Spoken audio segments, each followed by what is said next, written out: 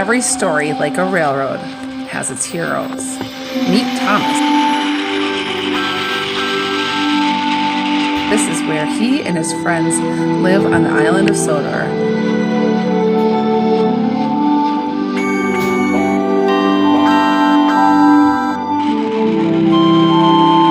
There's no place like it. If you have the imagination I think you do, I think you know why.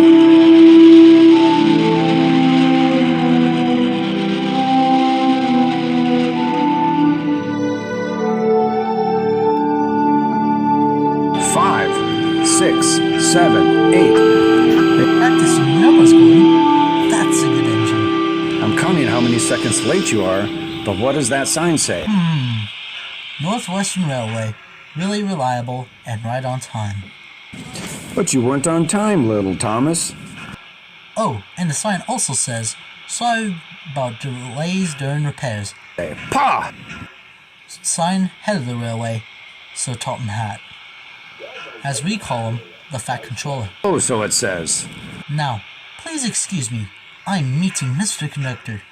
He is watching after us whilst the Fat Controller goes on a very important holiday.